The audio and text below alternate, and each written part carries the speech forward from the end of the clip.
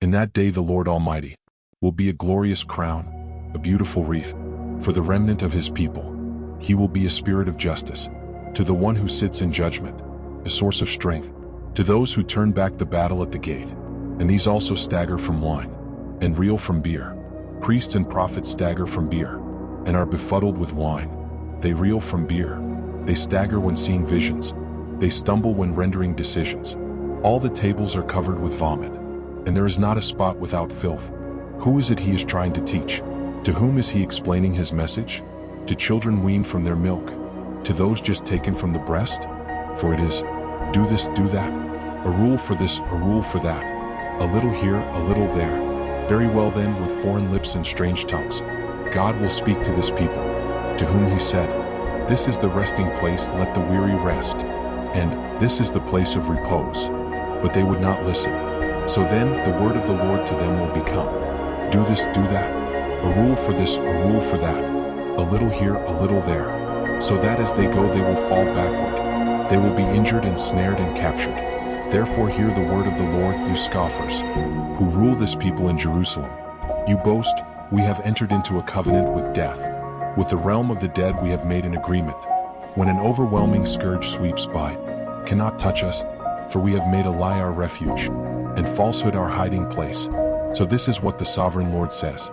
See, I lay a stone in Zion, a tested stone, a precious cornerstone for a sure foundation. The one who relies on it will never be stricken with panic. I will make justice the measuring line, and righteousness the plumb line. Hail will sweep away your refuge, the lie, and water will overflow your hiding place. Your covenant with death will be annulled. Your agreement with the realm of the dead will not stand. When the overwhelming scourge sweeps by, you will be beaten down by it. As often as it comes, it will carry you away. Morning after morning, by day and by night, it will sweep through. The understanding of this message will bring sheer terror.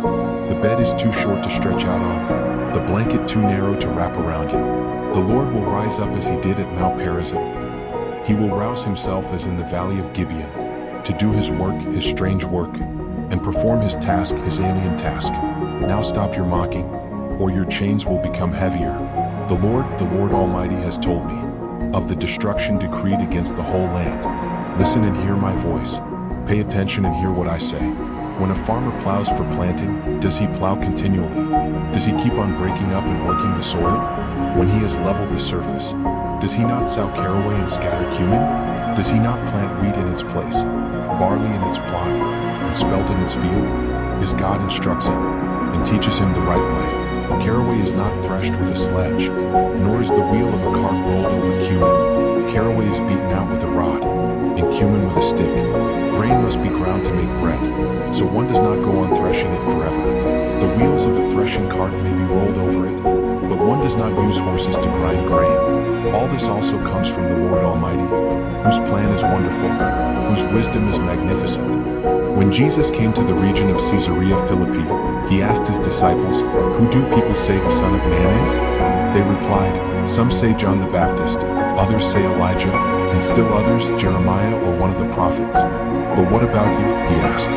Who do you say I am? Simon Peter answered, you are the Messiah, the Son of the living God. Jesus replied, blessed are you, Simon son of Jonah, for this was not revealed to you by flesh and blood, but by my Father in heaven. And I tell you that you are Peter, and on this rock I will build my church, and the gates of Hades will not overcome it. I will give you the keys of the kingdom of heaven. Whatever you bind on earth will be bound in heaven, and whatever you loose on earth will be loosed in heaven. Then he ordered his disciples not to tell anyone that he was the Messiah.